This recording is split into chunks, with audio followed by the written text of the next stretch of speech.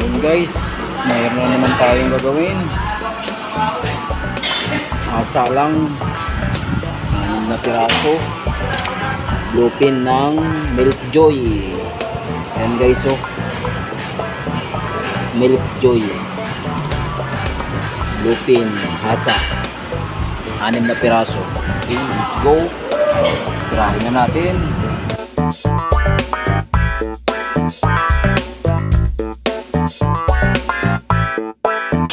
Ayan guys, tapos na. Kaya nga pala guys, mabagal yung takbo natin ng makina natin dahil sa ito na-harden na yan, pinatigas na yan guys, kaya matigas yan. Pag bilisan mo, dudulas lang yung tanim dyan, mabilis lang mapurol yung tanim, kaya binabagalan natin yung takbo para kainin niya talaga ng gusto, mahasa ba na magiging matalim ulit. Ito guys, so yun, ito yung parte na to, kailangan matalas. Yan yung magpuputol ng plastic guys, eh. Yan, kaya kailangan matalas talaga yan. Yun guys, ito na yung final work natin. Ito nakasalang na kasi ito guys, babaguhin yung degree. Ito babaguhin yung degree, kaya salang natin ulit ito. Tapos ito mabawasan pa ito ng mga 1 million siguro.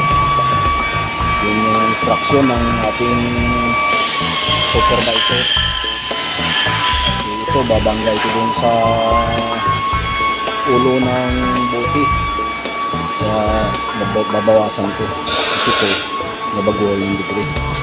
So let's go, babanatan na natin guys para matapos na to.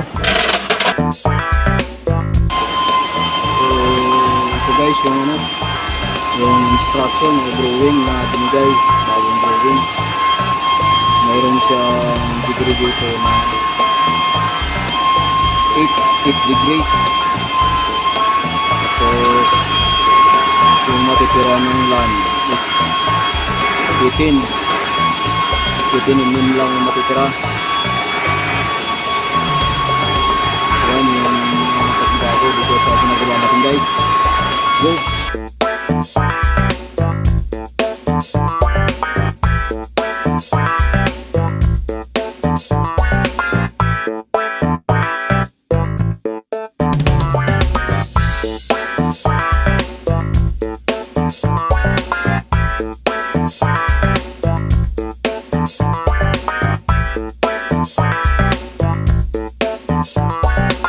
Yan guys, yan na yung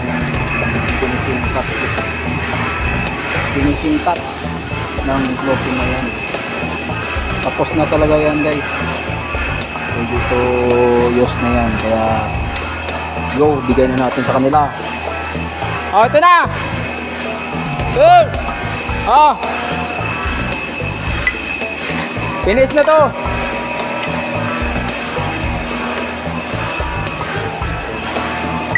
Ah, Mark!